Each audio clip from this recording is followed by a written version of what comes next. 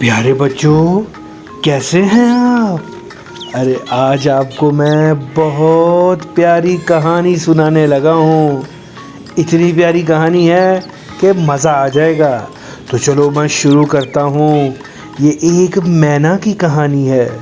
एक बहुत प्यारी मैना जो जंगल में प्यारे प्यारे गीत गाती थी। इसकी पीले रंग की चोंच इसकी खूबसूरती को और भी बढ़ाती थी। मैना ने पीपल के दरख्त पर अपना एक घोंसला बनाया हुआ था। इसका घोंसला बहुत नरम और गर्म था। मैना के 4 नन्हे मुन्ने बच्चे भी थे, छोटी मैना और छोटे तोते। सुबह सवेरे वो चुपके से अपने घोंसले से निकलती, सीधी बाग में पहुंचती और तरह तरह के फल कुतर कुतर कर पहले वो खुद खाती, फिर इतने ज़्यादा फल लेके अपने घोंसले में आ जाती और अपने बच्चों को खिलाती। अरे मामा है ना उसकी, उसने तो खाना उनको खिला नहीं है। एक दिन क्या हुआ, एक माली अपने बाग को देख रहा था। उसने जब अपने फलों को देखा तो उसने कहा, ये क्या हुआ? ये मेरे फलों को क्या हो गया है? इनको कीड़ा लग गया है? फिर गौर किया तो उसे पता चला, ओहो, ये किसी परिंदे की शरारत है। ये मेरे फल वो खा रहा है। ये सोचकर वो बाजार गया और वहाँ से वो एक पिंजरा ले आया। उसे दरख्त के साथ लटका दिया और इसमें एक कटोरी में कटे हुए फल और दूसरी में पानी डाल दिया। खुद ज़रा हटकर चारपाई डालकर लेट गया कि देखूं तो सही, ये कौन है जो इतना गजब ढा रहा है मेरे बाग पे। मैना रोज की तरह बाग में आई, कटे हुए फलों की लालच में पिंजरे में आ गई। पिंजरे की खिड़की ठक से बंद, बाहर निकलने का रास्ता ना मिला। वो बहुत घबराई, चिल्लाई, पिंजरे में उड़ उड़ कर थक गई तो चुप कर बैठ गई। माली ये सारा कुछ देख रहा था। वो बहुत खुश हुआ। उसने कहा, देखा, मेरा सारा बाग तबाह कर दिया और अब आई है ये मेरे कब्जे में। इसको तो अब मैं नहीं छोड़ूंगा। इधर मैना को ख्याल आया कि उसकी तो आवाज़ बहुत सुरीली है। अगर वो गीत गाए तो हो सकता है कि इसके पास से गुजरने वाला इसको आज़ाद करा दे। ये सोचकर वो अपना गीत गाने लग पड़ी। भाई जाने वाले चूचू, मेरे बच्चे भूखे मर जाए चूचू, आंधी आए उड़ जाए चूचू, मैना रोती जाए चू चू चू।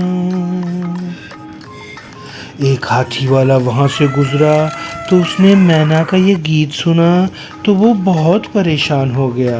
वो समझ गया कि कोई परिंदा मुसीबत में है। वो बाग में आया तो मैना को पिंजरे में बंद देखा।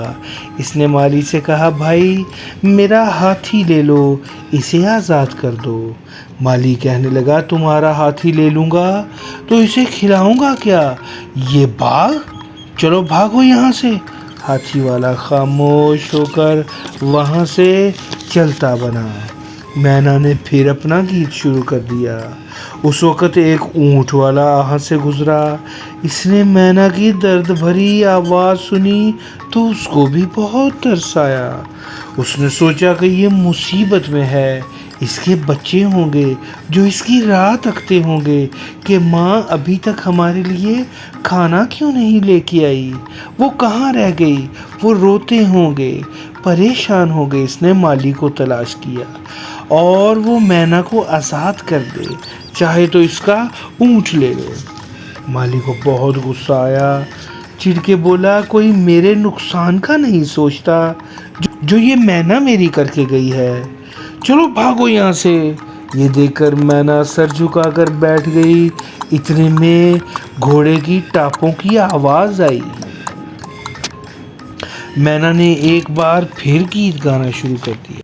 ए भाई जाने वाले सुन चू चू, मेरे बच्चे भूखे मर जाए चू चू चू, आंधी आए उड़ जाए चूं चूं चूं, मैना रोती जाए चूं चूं चूं। घोड़े वाले ने रुक के गीत सुना तो वो फिर परेशान हो गया।